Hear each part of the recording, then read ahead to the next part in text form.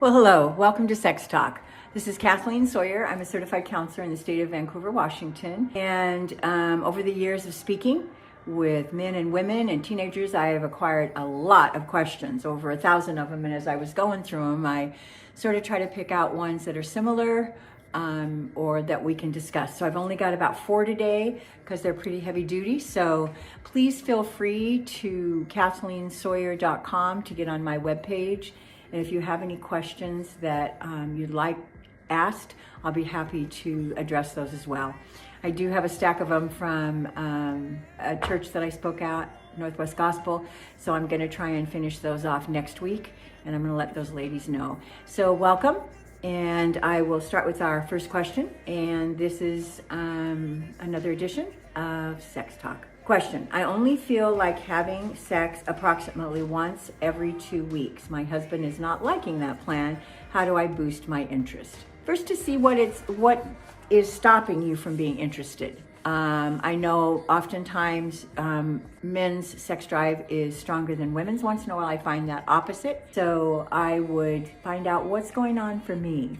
How can I be more interested? When I have spoken, there's sometimes that I think that this is just a gift to our husbands. If he's goal-oriented, it's a little tough. I talked about that in the last episode. If your husband is goal-oriented for orgasm, it makes it a little tough. But if he's not, then you can say, sweetie, I'm totally fine making love once a week, and then another time I'm just going to sort of get myself in a space that I just want to be near you, and I'm very okay if we make love, but I'm not looking for an orgasm in that. So if he's not goal-oriented, that will work. So those are pieces that sometimes we're just not interested. And to figure out what's that about. Is my husband a good lover? Does he know how to please me in foreplay? Does he take his time with foreplay? Does he just take care of himself and then we're done? If I don't reach orgasm and I would like to, have we discussed what happens if he's struggling with erectile dysfunction and he can't orgasm, but I'm all revved up and ready to have an orgasm? What do we do? So I think it's an opportunity to talk about how can he please me and not be frustrated because he cannot maintain an erection.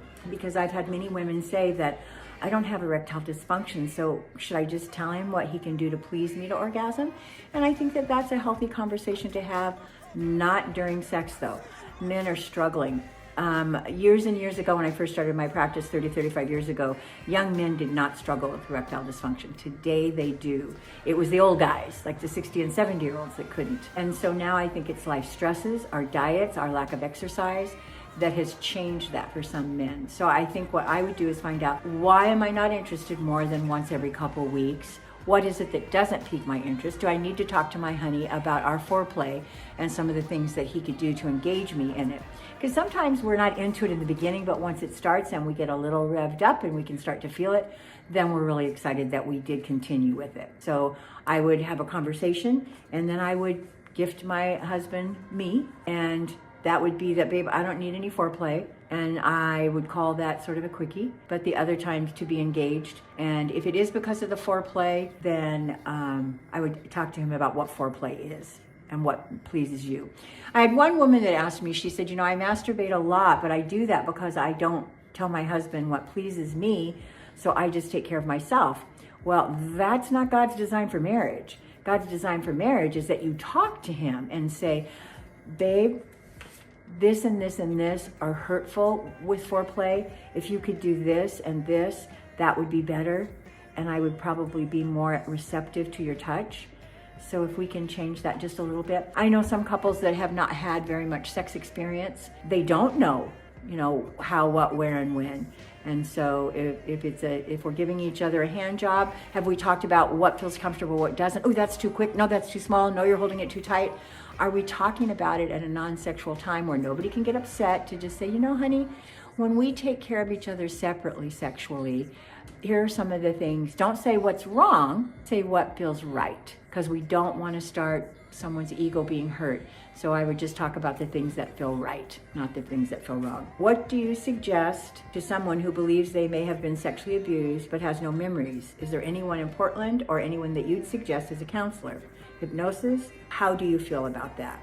There's something called EMDR, and it can bring up memories I have experienced it myself. I have done it myself. I'm not certified in EMDR. It's where the eye movement happens, so it's a process. I have worked with some people that we've worked years and years, and once there was a real strong foundation under them, that memory then came up, which was very interesting. I worked with a woman for many years. We never ever suspected a rape, and one day when the Holy Spirit had me ask her a question, and ding, that opened up the door that she was raped. And I do believe that God waited for her to be strong enough to handle that, and then we worked through it. Why do I feel great during sex? And once I make the decision to do it, but dread making the decision. Figure out why you dread making the decision. Has it been a long day? Am I not freshly showered? Do I like him to be freshly showered? What is the dread part? He's not a considerate lover. We don't connect really well. Afterwards he falls asleep and I'd like to talk. Those are the times that you have communication with him and you really say, babe, after we make love, can we spend like 3 or 4 minutes just connecting verbally? Because the hormone that's released in their semen just makes them go to sleep. So we need to be able to address that and figure out, why do I dread it? What's going on that I dread it?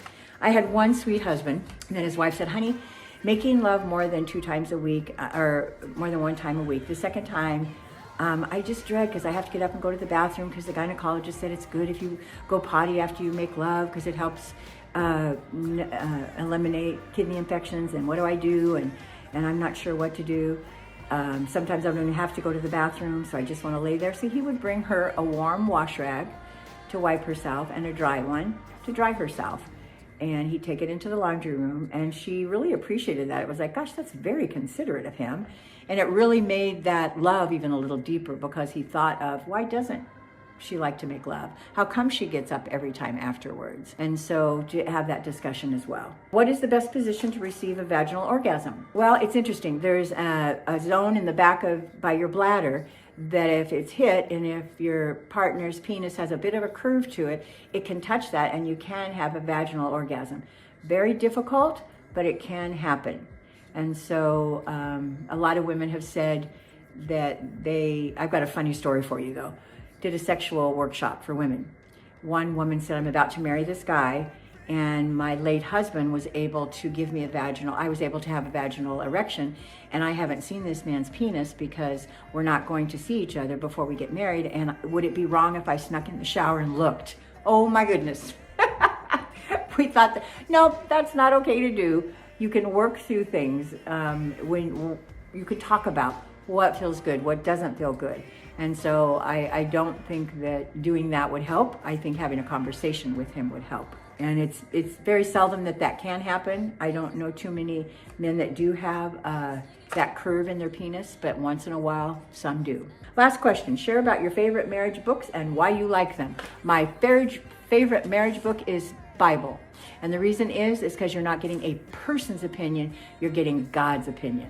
Because Song of Solomon talks a lot about enjoying the pieces of life that connect you as husband and wife. So I think that it's just time that we slow down. And why do we make love? It's a gift from God to draw us closer. And if it isn't, then we need to talk about it. Or let's go to a therapist and see what they're saying about why we're sort of disconnected during that time. So I invite you to take time with each other and talk and share about some of the hard things. And like I say, if you need any help with that, KathleenSawyer.com on my website. Leave your questions. Leave if you'd like to connect for a phone call or to be able to work through something. I'd be happy to connect with you. So for now, this is Sex Talk with Kathleen Sawyer. Take care.